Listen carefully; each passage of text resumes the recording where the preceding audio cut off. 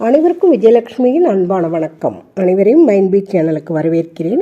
மைண்ட்பீட் சேனலை ஆதரித்து வரும் அனைத்து நல் உள்ளங்களுக்கும் மனமார்ந்த நன்றி. பார்த்திபன் கனவு தொடர்ந்து கேட்கலாம் நண்பர்களே. விக்ரமனை கைது செய்த மாரப்பன் சிறையில் அடைத்தான். சிறையில் பலவித யோசனைகளுடன் விக்ரமன் அமர்ந்திருந்தான்.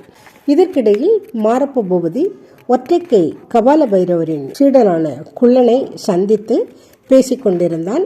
அதன்படி நள்ளிரவில் விக்ரமனை சிறைச்சாலையில் இருந்து கொண்டு வருவதும், அந்த திட்டத்தின்படி விக்ரமனை சிறைச்சாலையில் இருந்து அமாவாசையின் முன்னிரவு கொண்டு வந்து கபால பைரவரிடம் ஒப்படைப்பது என்ற விவரம் பொன்னன் அறிந்தான்.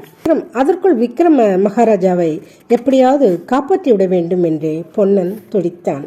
குள்ளனும் மாரப்ப பூபதியும் ஒற்றைக்கை மனிதனான கபால பைரவரை சந்தித்தார்கள். ரத்ன வியாபாரியை கைப்பற்ற முடியவில்லை. சக்கரவர்த்தியின் மகள் குறுக்கே நின்று மறித்தாள் மகாபிரபு. குந்தவி தேவியும் இன்னும் இங்கேதான் இருக்கிறாள். இளவரசனை தப்புவிப்பதில் முனைந்திருக்கிறாள். ஆகையால் நாம் மிகவும் ஜாக்கிரதையாக இருக்க வேண்டும். இல்லாவிட்டால் காரியம் கெட்டு போய்விடும். சேனாதிபதி, நீதானா பேசுகிறாய்? காளி மாதாவின் கட்டளையை நிறைவேற்ற பயப்படுகிறாயா? அதுவும் ஒரு பெண் பிள்ளைக்கும் ஒரு ஓடக்காரனுக்கும் பயந்தா? இல்லை சுவாமி, இல்லை. நான் பயப்படுவதெல்லாம் காளி மாதாவின் கைங்கரியத்துக்கு பங்கம் வந்துவிடுமோ என்பதற்குத்தான். தங்களின் கட்டளையை நான் எப்படியும் நிறைவேற்றுவேன். அமாவாசை என்று இரவுக்குள் பலியை கொண்டு வந்து சேர்ப்பேன். சேர்க்காவிட்டால் கபால பைரவரின் கடுமையான குரல், என்னையே மாதாவுக்கு பலியாக அர்ப்பணம் செய்வேன். வேண்டாம் பூபதி, வேண்டாம். உன்னால் மாதாவுக்கு இன்னும் எவ்வளவோ காரியங்கள் ஆக வேண்டும்.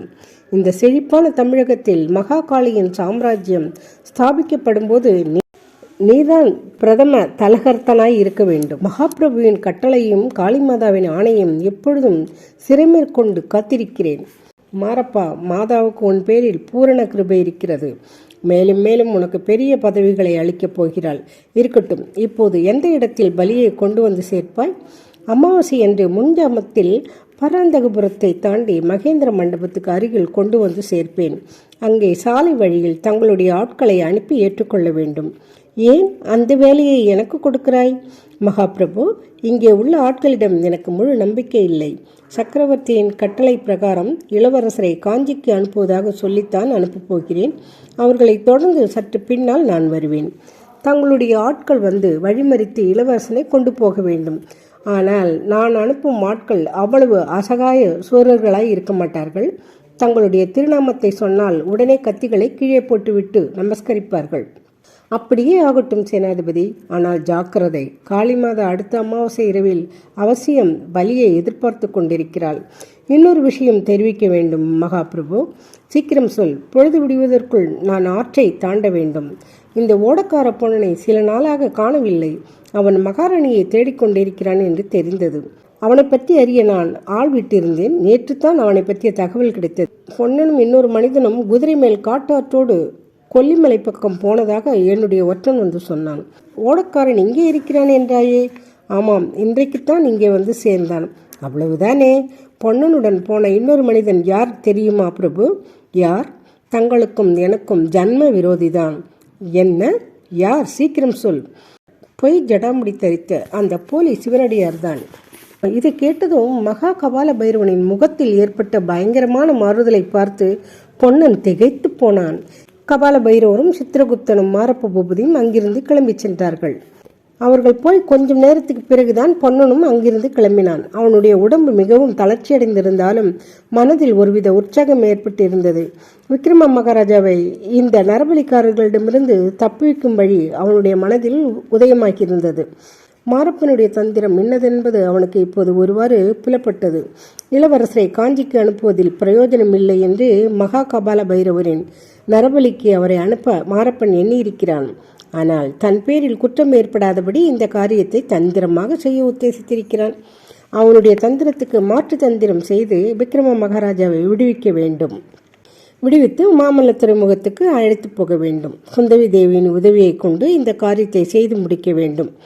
இவ்வாறெல்லாம் சிந்தித்து கொண்டு பலபலவென்று பொழுது விடியும் தருணத்தில் பொன்னன் தோணித்துறையை அடைந்தான். விக்ரமன் உறையூர் சிறைச்சாலையில் ஒரு தனி அறையில் அடைக்கப்பட்டிருந்தான். சிங்காதனம் ஏறி செங்கோல் செலுத்த வேண்டிய ஊரில் சிறையில் அடைக்கப்பட்டு கிடப்பதை நினைத்து அவன் துயர சிரிப்பு சிரித்தான். இவ்வாறு பலவித யோசனைகள் அவனுக்கு வந்து சென்று கொண்டிருந்தது. செண்பகத்தீவிலிருந்து தான் ஏன் வந்தோம் என்றும் அவன் யோசனை செய்து கொண்டிருந்தான். தாயாரை பார்க்க வேண்டும் என்ற ஆசை ஒன்றிருந்தது. அதுவும் நிறைவேறவில்லை. நிறைவேறாமலே சாகப் போகிறோமோ என்னவோ. அப்புறம் குந்தவி, அவளை நினைக்காமல் இருப்பதற்கு விக்கிரமன் ஆன மட்டும் முயன்றான். ஆனால் முடியவில்லை. குந்தவியை நினைத்ததும் விக்கிரமனுக்கு பளிச்சென்று ஒரு உண்மை புலனாயிற்று.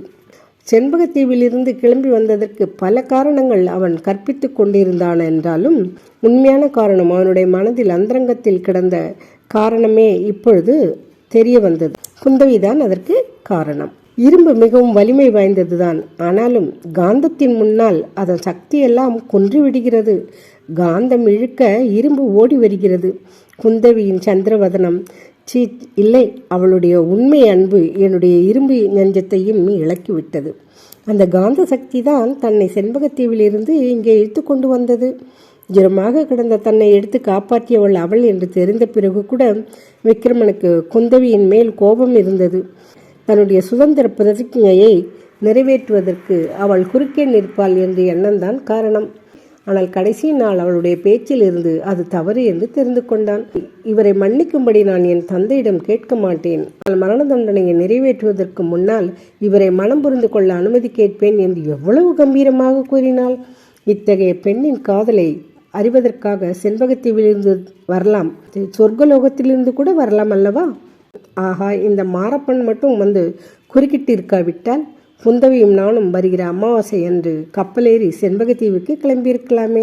இவ்விதம் விக்கிரமன் எண்ணாததெல்லாம் எண்ணினான். ஒவ்வொரு நிமிஷமும் அவனுக்கு ஒரு யுகமாயிருந்தது. கடைசியில் அமாவாசைக்கு முதல் நாள் மாலை மாரப்ப பூபதி வந்தான். விக்கிரமனை பார்த்து நகைத்து கொண்டே, ஓ ரத்தின வியாபாரியாரே, காஞ்சியில் இருந்து கட்டளை வந்து விட்டது என்றான். ஒரு கணம் விக்கிரமன் நடுங்கி போனான். கட்டளை என்றதும் மரண தண்டனை என்று அவன் எண்ணினான். மரணத்துக்கு அவன் பயந்தவன் அல்ல என்றாலும் கொலையாளிகளின் கத்திக்கு இரையாவதை அவன் அருவறுத்தான். ஆனால் மாரப்பன், காஞ்சிக்கு உன்னை பத்திரமாய் அனுப்பி வைக்கும்படி கட்டளை. இன்றிரவு 2ஆம் ஜாமத்தில் கிளம்ப வேண்டும், சித்தமாயிரு என்றதும் விக்கிரமனுக்கு உற்சாகம் பிறந்தது. வழியில் தப்புவதற்கு எத்தனையோ சந்தர்ப்பங்கள் நேரிடலாம் அல்லவா? அல்லது போராடி வீரமரணமாவது அடையலாம் அல்லவா? இது இரண்டும் சாத்தியமில்லாவிட்டால் சக்கரவர்த்தியின் முன்னிலையில் இன்னொரு தடவை அடிமை வாழ்வை ஒப்புக்கொள்ள மாட்டேன், சுதந்திரத்திற்காக உயிரை விடுவேன் என்று சொல்வதற்காவது ஒரு சந்தர்ப்பம் ஏற்படலாம் அல்லவா? ஆஹா, குந்தவியும் பக்கத்தில் இருக்கும்போது இம்மாதிரி மறுமொழி சொல்வதற்கு ஒரு சந்தர்ப்பம் கிடைத்தால் அதைவிட பெரிய பாக்கியம் வேறு என்ன இருக்க முடியும்? பார்த்திபன் கனவு தொடர்ந்து கேட்கலாம் நண்பர்களே. இந்த கதையை கேளுங்க. பிடிச்சிருந்தா ஷேர் பண்ணுங்கள், கமெண்ட் பண்ணுங்கள், மைண்ட்பீட் சேனலை சப்ஸ்கிரைப் செய்யுங்க. தொடர்ந்து நிகழ்ச்சியை பயணித்து வாருங்கள். மீண்டும் அடுத்த நிகழ்ச்சியில் சந்திப்போம். நன்றி, வணக்கம். Thank you for watching.